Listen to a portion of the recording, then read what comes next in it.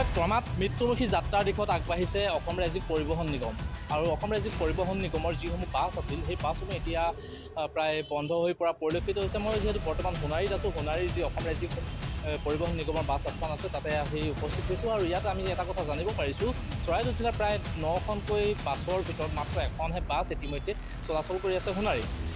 সাপেখাতিৰ পৰা শিৱসাগৰলৈ যায় সেই বাছখন, সাপেখাতি আৰু শিৱসাগৰৰ মাজত আবদ্ধ আছে আৰু কিন্তু তাৰ বিপৰীতে বৰুৱানগৰ, বৰহাট, টিঙালিবাম মকে ধৰি বিভিন্ন ঠাই লগতে আৰু মৰাণৰ পৰা এখন যি STCৰ বাছ চলিছিল সেই বাছখনো এতিয়া বন্ধ হৈ গৈছে, যাৰ কাৰণে এতিয়া জনসাধাৰণে অসুবিধাৰ সন্মুখীন হৈছে।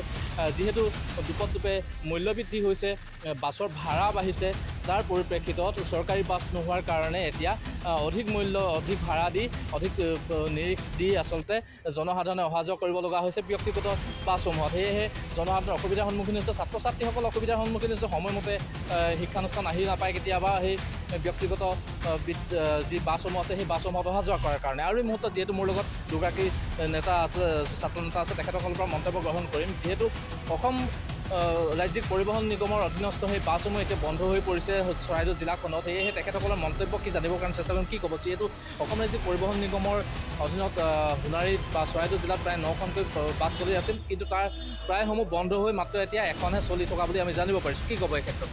চাওক, মানে অসম ৰাজ্যিক পৰিবহণ যিটো বিভাগ আছে, এইটো বিভাগত চৰাইদেউত নহয় গোটেই অসমতে মানে বস্তুটো একেবাৰে ধ্বংসৰ পথলৈ গৈ আছে। বৰ্তমান এই পথটো কিন্তু পুনৰুজ্জীৱি কৰাৰ ক্ষেত্ৰত চৰকাৰে কিন্তু একো হাতত একো ব্যৱস্থা লোৱা নাই। আৰু তেখেতৰ নিম্ন ভাড়াত যে আমি ছাত্ৰ আহি অহা যোৱা কৰি আছিলে বা আমাৰ যাতায়াতৰ বহুত ধৰণৰ সুবিধা আছিলে। গতিকে আৰু এটা কথা আপোনালোকে লক্ষ্য কৰিব, চৰাইদেউ জিলাত আমাৰ যি 13খনৰ পৰা 9খন বাছ যাতায়াত বাছ চলি আছিলে, বৰ্তমান এতিয়াত এখনো নাই বুলি আমি ক'লেও কিন্তু মুঠেই ভুল কোৱা নহ'ব।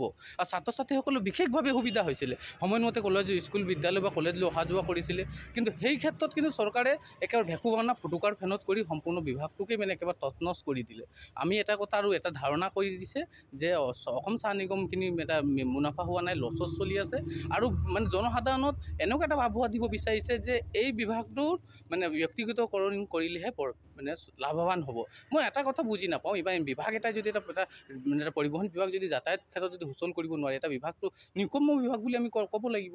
গতিকে এই ক্ষেত্ৰত মানে আমাৰ ছাত্ৰ ছাত্ৰী মানে চৰকাৰে কিন্তু তেখেতক সুচিন্তিতভাৱে এক ব্যৱস্থা গ্ৰহণ কৰা দৰকাৰ। আৰু অসম চাইন্স ছাত্ৰ সন্থাৰ পৰা আমি দাবী জনাইছোঁ যাতে আমাৰ চৰাইদেউ জিলাত যিখিনি যাতায়াতৰ ব্যৱস্থা সুচল কৰিবৰ কাৰণে আৰু সুবিধা কৰিবৰ কাৰণে কিন্তু ইয়াত যিসকল STC বাছ আছিলে, অসম ৰাজ্যিক পৰিবহণ নিগমৰ যিখিনি যাতায়াতৰ বাছ আছিলে সেইখিনি চলাচল ব্যৱস্থা কৰিব লাগে। আৰু মই পৰিবহণ বিভাগৰ মন্ত্ৰী ডাঙৰীয়াক মই আমি অসম চাইন্স ছাত্ৰ সন্থাৰ তৰফৰ পৰা দাবী জনাইছোঁ, আপুনি যদি সঁচাই নোৱাৰে এই ক্ষেত্ৰত যদি আপুনি সুচল কৰিবলৈ STC পুনৰুজ্জীৱি কৰিব নোৱাৰে, কিন্তু তেখেতে আপুনি নৈতিক দায়িত্ব স্বীকাৰ কৰি পদত্যাগ কৰিব লাগে। হয়, নিশ্চিতভাৱে আচলতে যিহেতু বিভাগ এটা আছিল আৰু বিভাগটোৰ অধীনস্থ যিসমূহ বাছ এতিয়া বন্ধ হৈছে, তেখেতসকলে এটা কথা কৈছে যে মেইনটেনেঞ্চৰ অভাৱ। মেইনটেনেঞ্চৰ যদি অভাৱেই হয় তেনেহ'লে আন যিসমূহ ব্যক্তিগত খণ্ডৰ যিসমূহ বাছ আছে সেই বাছসমূহ কেনেদৰে অহা যোৱা কৰিছে, ব্যক্তিগত খণ্ডৰ যিসমূহ বাহন চলি আছে সেইবোৰ কেনেধৰণে আচলতে মেইনটেনেঞ্চ কৰি আছে, চৰকাৰৰ দায়িত্বহীন বিভাগ নে তেখেতসকলৰ আচলতে কৰ্মহীনতাৰ অভাৱ, যেনেধৰণে আচলতে তেখেতসকলে কাম কৰিব লাগিছিল সেয়া অভাৱ, সেয়া আচলতে এই মুহূৰ্তত প্ৰশ্ন উত্থাপন হৈছে। আৰু এটা কথা ক'ব লাগিব, যিহেতু ইয়াত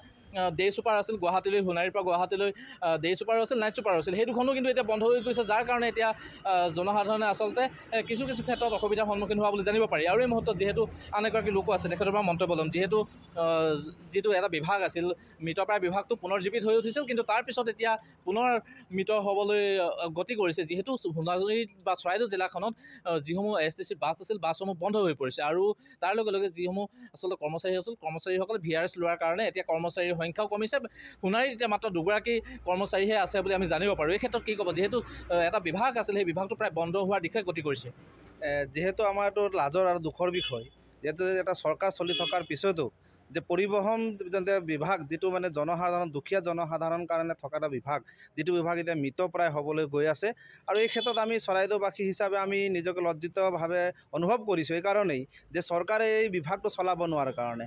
ইতিমধ্যে আপোনালোকে জানে বৰহাট অঞ্চলৰ পৰা বৰুৱানগৰ, টেঙালিবাম আদি অঞ্চলৰ পৰা চৰকাৰী বাছ চলিছিল, যাৰ কাৰণে আজি বিভিন্ন বাগিচা তথা গাঁৱৰ জনসাধাৰণ দুখীয়া ৰাইজে সেই গাড়ীসমূহৰ লগত আমি বিভিন্ন দূৰণিৰ বাটত যাবলগীয়া সহজ হৈছিল।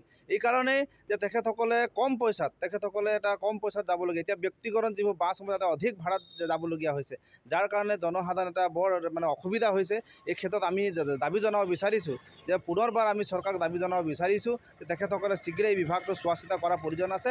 আৰু তেখেতসকলে যদি ব্যক্তিগতকৰণ কৰিলেই যে এই বিভাগটো জীয়াই থাকিব বিচাৰে তেনেধৰণৰ কোনো কথা নহয়। আমি ভাবিছোঁ যে ইয়াক মানে যিসকল ইয়াৰ দায়িত্বত থকা বিষয়াসকল আছে, বিষয়াসকলৰ অকমান্যৰ কাৰণে এই যে বিভাগটো যাতে আজি লুপ্ত হ'বৰ কাৰণে বা ধ্বংস হ'বলৈ গৈ আছে বুলি মই অনুভৱ কৰিছোঁ। নিশ্চিতভাৱে আমি পুনৰবাৰ কৈছোঁ, যিহেতু এই বিভাগটোৰ যিসমূহ বাছ আছিল, বাছসমূহ বন্ধ হোৱাৰ কাৰণে যিহেতু আচলতে এই বিভাগটোৰ থকা বা নথকা একোৱেই অৰ্থ নোহোৱা নিচিনা অৱস্থা হৈছে আৰু মৃত্যুৰ মুখে আচলতে গতি কৰিছে বিভাগটোৱে। আৰু যিহেতু বাছসমূহ যদি নাথাকে এই বিভাগটো থকাৰ অৰ্থ কি থাকিব? চৰকাৰী বাছসমূহ যদি নাথাকে জনসাধাৰণে যথেষ্ট অসুবিধাৰ সন্মুখীন হয়। সেয়েহে আমি আশা কৰিছোঁ চৰকাৰে এই বিভাগটো পুনৰ্জীৱিতকৰণৰ কাৰণে বিভাগীয় যি পদক্ষেপ ল'ব লাগে পদক্ষেপ গ্ৰহণ কৰক, জনসাধাৰণক সকাহ প্ৰদান কৰক। আমি সেই কথাই এই মুহূৰ্তত কামনা কৰিছোঁ।